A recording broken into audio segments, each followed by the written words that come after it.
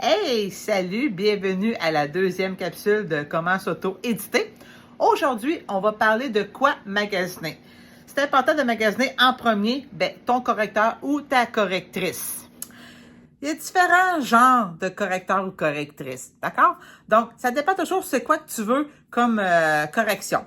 Parce que tu peux avoir le correcteur qui va lui juste lire ton texte et corriger s'il y a des erreurs ou des fautes d'orthographe. Il y en a qui peuvent aussi corriger les erreurs, les fautes d'orthographe et faire la mise en page.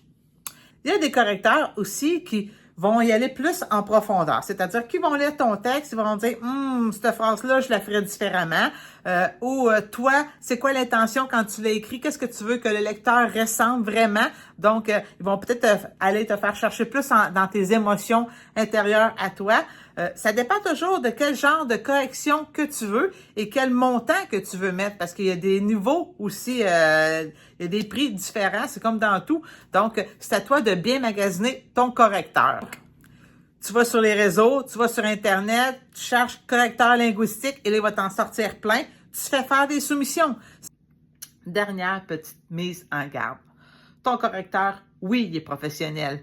Toutefois, ça reste un humain. Donc, ça se peut qu'on retrouve une coquille dans ton livre. Ça se peut qu'il manque un S à la fin d'un mot.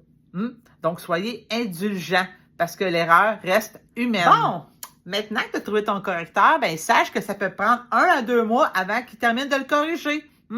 Fait que si tu avais prévu sortir ton livre, genre j'ai fini de l'écrire, je l'envoie en correction, puis je veux qu'il sorte dans 3 mois, je suis désolée, mais ça se fait pas comme ça. Faut que tu laisses la chance au correcteur de le corriger, puis de s'assurer qu'il y ait le moins de fautes possible ou pas du tout. On n'en veut pas de fautes, mais comme je disais tantôt, ça se peut qu'il y en ait 1 ou 2. Fait que, sois aussi patient. Là, tu te dis, ah non, moi, je veux pas payer un graphiste pour ça. Je me débrouille bien en dessin, puis je suis bonne avec les ordinateurs. Go, lâche-toi lousse. Sache que des excellents logiciels pour ça. Entre autres, Adobe InDesign. Tu peux très bien, si tu le maîtrises, réussir à faire ta page couverture. Donc, vas-y. Pendant que ton correcteur corrige ton manuscrit et que ton graphiste travaille sur ton design de ta C1 et de ta C4, c'est le temps de magasiner l'imprimeur. Comment qu'on fait? Encore là, tu vas sur Internet, tu cherches les imprimeries et puis, là, tu fais des soumissions. Sinon, il y a toujours une autre option que les auteurs indépendants aiment bien. Ça s'appelle Amazon. Quelle est la différence entre un imprimeur et Amazon?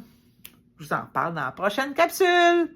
Fait que là, j'espère que vous avez aimé cette deuxième capsule dont on a parlé de la correction du graphiste et on a titillé un peu comment imprimer son livre. Fait que s'il y a de quoi, laisse un commentaire en bas. Tu as des questions, tu laisses un commentaire en bas. Puis on se redit à la prochaine capsule qui va être la number 3. Bye!